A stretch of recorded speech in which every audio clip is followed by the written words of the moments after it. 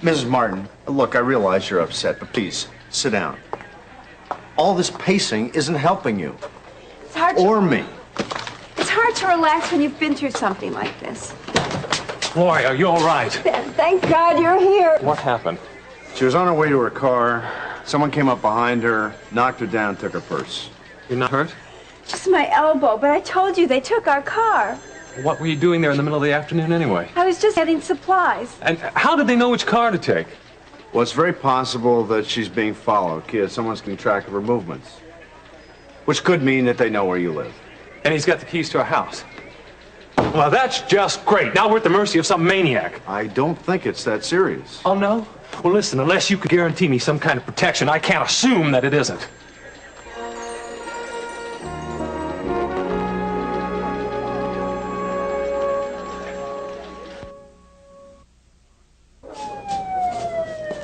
All right, that's them now. We're going to be needing a trauma room, so you tell Ellen to move the gunshot wound into surgery. After that, call the OR. Tell them what we've got, because we may have to bring this case down as well. Yes, doctor. Right now. Right here. How long has she been unconscious? Well, she's been going in and out since we found her. All right, how long ago was that? 25 minutes. Is she gonna be all right? Don't know. She doesn't look good. What happened? Well, we were having a beer over at Leon's Diner, and some nut comes racing by and dumped her out of his car. The trauma room's ready. Good. All right, get in there right now. Right now. Okay. Excuse me. Would you stay around and get Sally whatever information she needs, please? Sure. I'll handle it, fellas. All right, thanks. We can't do anything about it, but you gotta keep on living. Now you gotta, you got a lot of hard work. Turn that thing off. Hard. You gotta put your mind up. I'm sorry. Charles, it hurts me when you talk to me like that. Forgive me. I always do. I know you do. And thank you. Oh, my. Feels good to sit down. Are you going to pour me a drink? Oh, I'm sorry. There I go, thinking of myself again. Usual? Yes, please.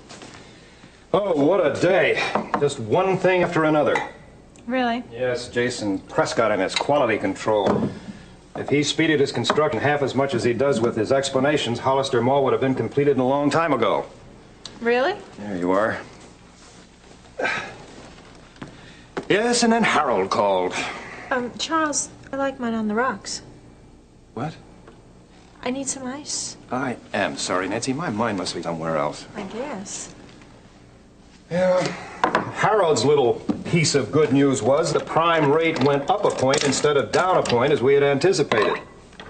Is that bad? Bad. It's a catastrophe. You know what it would happen to our investors if that hit it? Oh. Yep. So, needless to say, one by one, they called me all afternoon, demanding that I do something about the construction, pressuring me into speeding it along. That's when I jumped on Prescott. Oh, I don't know, Nancy. I sometimes wonder whether this is all worth it. Well, at least, Charles, you can do things on your own with something to look forward to. Oh, Nancy, I am sorry. These problems must seem very small compared to yours. Well, Charles, maybe I seem selfish. But, you know, $1 or $2 million is nothing if you can't walk. No.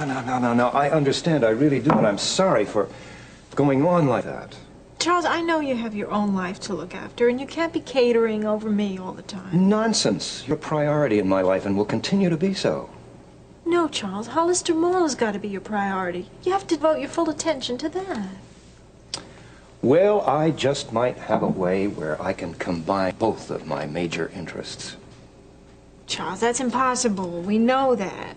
Not if you're a major stockholder as Mrs. Charles Carpenter. What? Would you consider it? Charles, yes, of course I would.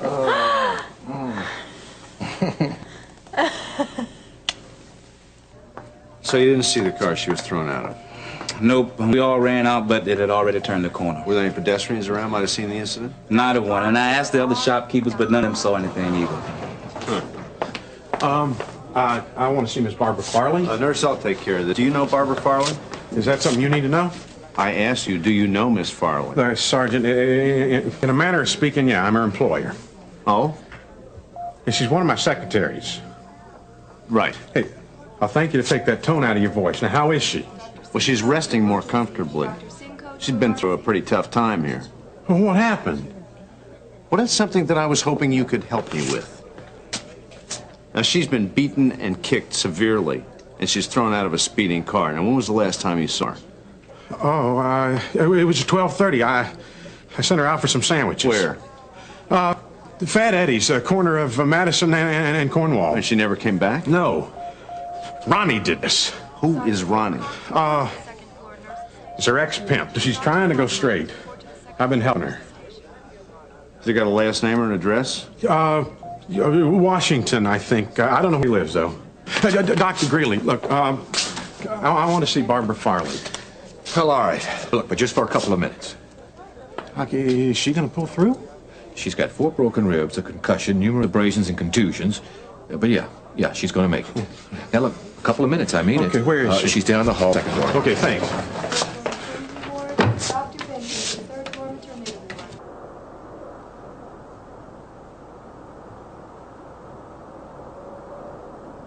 I really appreciate this, Alex, especially after the emergency at the hospital. One more time, please. I don't know what good it'll do, but I'll try. Oh, can I get you anything? Yeah, life preserver. I told you it was going to be wet down there. Crummy drain. I heard that. I just don't know. Well, maybe it's working. Let's give it a try. You ready? Yeah, ready. Well? Hey, it's not leaking. Fantastic! You fixed it! Yeah, well, quick, turn it off before the leak starts again. Look, I have complete confidence in Alex Greeley School of Plumbing. Well, that makes one of us. Now, look, if you ever have any more problems with the sink, call someone else. As I recall, you were a volunteer. Yeah, you caught me at a weak moment. A likely story. What now? A nap. Oh, thank you for coming, Alex. Yeah, it was my pleasure.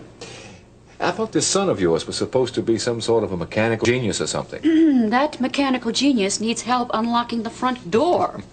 A chip off the old block, huh? Yep. The other day, he said that he would replace the light bulb in the refrigerator. Well, just to be on the safe side, he unplugged it first. And don't tell me. He didn't remember to plug it back in. Oh, he remembered. The next morning. So, that light bulb cost me about 6 pounds of hamburger, milk, a few other items. Now, that sounds just like Scott. Yeah, that's why I couldn't get mad. You know, about 6 months after my wife died, I got this call from a very irate clothing store manager. He wanted to know why she hadn't picked up a very expensive suit that she'd ordered for me as a surprise. Well, I explained the situation. He apologized. But I went ahead and bought the suit anyway, even though we couldn't afford it. Even though I couldn't afford it at the time. But it's like you say. I couldn't get mad. You're sorry you didn't have any children. Yeah, all the time. But maybe it worked out for the best. Beneath this very crusty and benign exterior, there is a very crusty and not so benign interior. I don't believe that for a second. It's because you haven't looked far enough. I think I have. Did you ever regret having children? Just once. Mm-hmm. When Peter broadcast the weight to the entire PTA. Hey, I don't suppose I could interest you in running out for a bite to eat, could I? It depends. Depends on what? Whether you're going to wash this grease off your face. Agreed. Well, listen, I'll run upstairs and I'll do some fixing on my face. I'll be right back.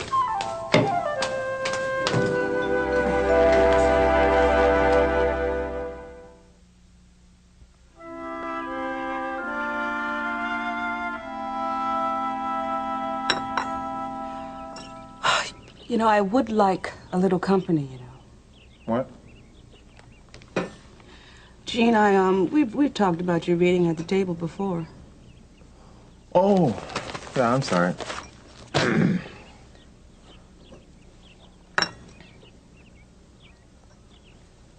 I thought I'd drop by Mama's a little later.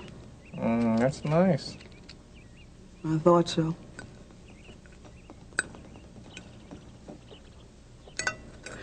Are we going to sit here and pretend that we don't have a problem?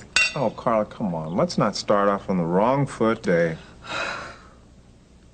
Well, Gene, if we don't discuss things, they'll only get worse. Now, why can't you look at this as a positive situation instead of a negative one? Because I'm being realistic. Pessimistic is more likely. Oh, no, come on. You see what you're doing now? That's because you've already made it up in your mind that it has to be bad. All right. Let's get it over with. Now, there's an even better attitude. What do you want from me, Carla? I want a mature response to a serious problem. All right. I'll try. Thank you. Was it any better last night? I know you tried, babe. Struck out again, is that it? Don't look at it that way. Well, you give me some better suggestions. The Gene, we're in this thing together. Oh, are we? Yes. It seems like I'm the one that's getting all the blame. I don't hear you saying anything about your faults. Why does this have to be a you or me issue? Because you make it a you and me issue. Now look, I've done some soul searching and some changing. And I've done all that I can. Now it's up to you. Oh my gosh. What are you? The perfect lover? No, I'm not a perfect lover. But I have found out my weaknesses and I've done some readjusting. Who's doing the evaluating? Now that's not fair. Not fair? You give yourself an A+ and give me a D- and you talk about fair. Are you unhappy with what I do? Are you? No. Then I've done all that I can do, and now it's up to you. And you can do it, but your heart's not in it. Now, I trade that satisfaction for the feeling knowing that you'd want me in a minute. Carla, now look, this thing has gone too far. I am going to... Gene! Carla, I said this conversation is useless. Goodbye.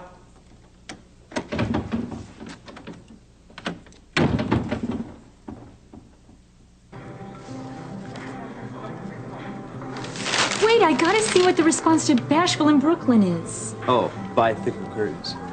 Good idea. What do you say, Tammy? Got room for one more? Oh, I think we can squeeze you in. Hey, Dad. Yo. So, when did you start eating breakfast here? I'm smarter than that. Oh, just coffee, Tammy. Okay.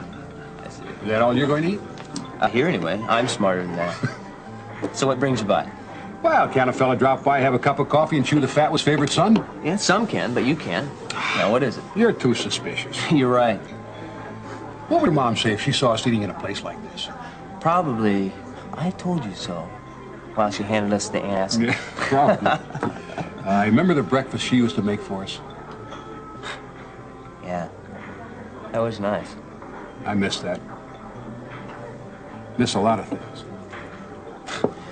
You know, if that doesn't have an ominous ring to it, Dad, I don't know what does. What do you mean? Oh, come on, out with it. Come on. Well, maybe there is something on my And I'll mind. bet there is. I've noticed lately that you've been fairly successful with the ladies. Oh, just fairly, huh? My eyes don't see everything, praise the Lord. Oh, what you don't know won't hurt you, Dad. I'm not so sure about that. You want details? Oh, heavens no. Here you go, Mr. P. Oh, thank you, Miss T. Tammy, you better plug your ears. We got some heavy man talk going down here. Oh, I'll hide in the kitchen. Holler when it's safe to come out. Okay. You're a big help. Well, what'd you want to know, huh? Well, do you realize how long it's been since I've had a meaningful date? Just think of all the sweaty palms you've missed. Yeah, but now I think I'm making up for lost time. Just can't connect? It's a nice way of putting it. Well, the lady in question, does she know how you feel? Oh, I'm sure she does. Well, or maybe she's just letting you down easy. No chance. She knows exactly how I feel. She's just too stubborn to admit it. Well, then get her to show her the errors of her ways. Easier said than done. Who is she? Well, now, that's not important. Oh, I see. Well, I'll tell you, the traditional methods have always worked for Dad. Yeah, like? Well, you know, cards, flowers, candy. A lot of attention. Somebody mentioned flowers? Oh, Hey, now we got Leon. this guy. We are discussing the pursuit of the fair sex. Well, I just happen to have a cousin who's a florist. Just mention my name and Right. 25% discount. Thanks. Leon, you've had good luck with the ladies around. Haven't turned down yet? Well, what kind of tips do you have for someone who's trying to get back on the battlefield? Well, when I was younger, there was this girl, Roselle. She was crazy for me. Oh, of course, yeah. Excuse me. Come on, Dad. Come on. I mean, listen to this. You might learn something. Anyway, she wanted to marry me, but the other girls weren't ready for me to be out of circulation just yet. Now, finally, she got frustrated and ended up engaged to some other dude. On the morning of her wedding, she came by my apartment and swore her eternal love to me. All right. What's that supposed to mean? Who says it's supposed to mean anything? I just like remembering it. Get out of here.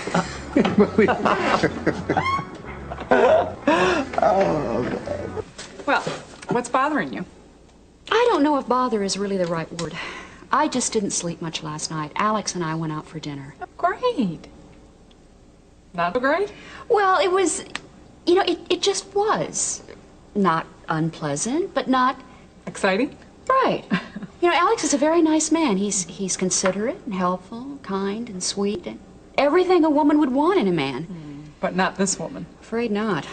I spent the whole time while we were out thinking of Jason. Oh, interesting. No, maddening is more like it. Why does he have that effect on me?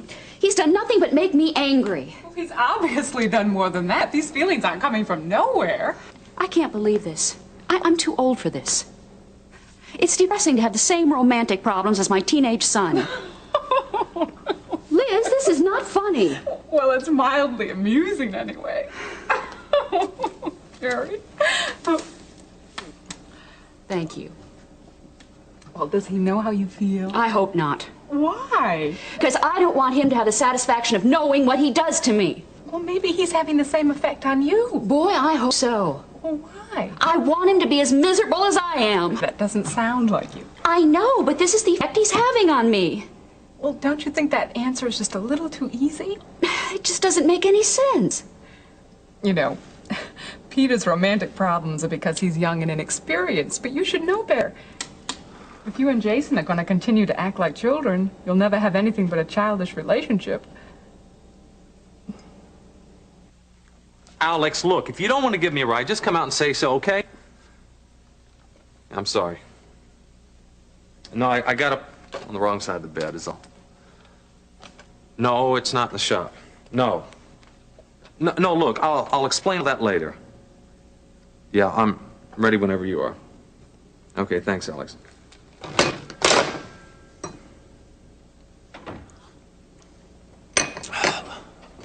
Laurie, I know you're awake. I can hear you moving around in there. Laurie, you can at least give me 5 minutes before I leave. Laurie!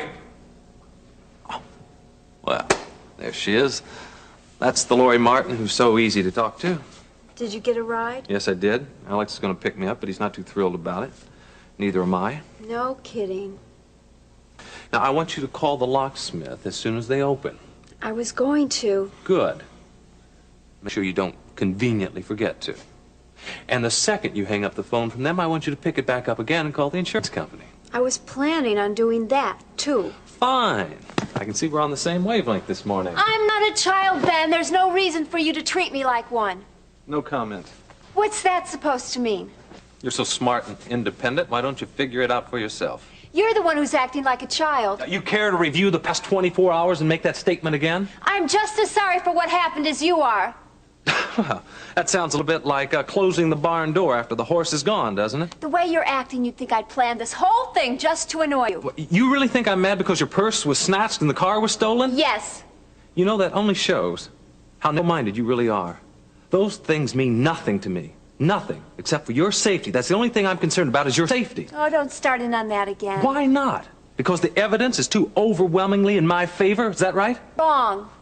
You see, this is exactly the kind of thing I knew would happen. Right. One more I told you so for Ben Martin.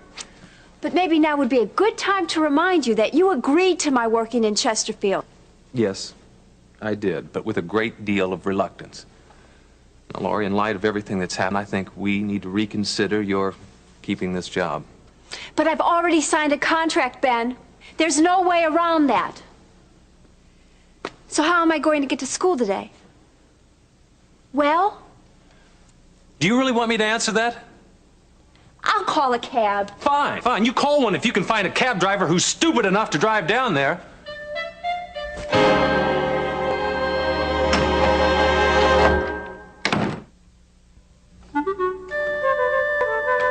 Oh, Charles, doesn't this sound like the perfect honeymoon? Depart from Baltimore with a stop over Miami, of course, then on to the Caribbean island hopping. Oh, let's see, there's St. Thomas, Virgin Islands, St. Croix. Yeah. Oh, you were ready for this, Charles. Look, you go on to the Mediterranean, a tour of the Greek islands. Isn't that wonderful? Charles, isn't that wonderful? What? Oh, yes, yes, of course it is. How long is it? 6 weeks. 6 weeks? Don't be ridiculous. I know, it's hard to get all those places into 6 weeks, but it sounds divine, doesn't Nancy, it? I simply can't stay away that long. But Charles, this is our honeymoon. But who's going to look after the business and then take care of Miriam? It's Miriam you're really worried about, isn't it? Yes, it is. There's no telling what that cult will wind up doing to her. You know, Charles, I've been giving a lot of thought to this. They have really poisoned her mind. She's not even in control of her senses anymore. We really ought to hire one of those specials that can go and get her and bring her back here. We really need to get a deprogrammer, Charles.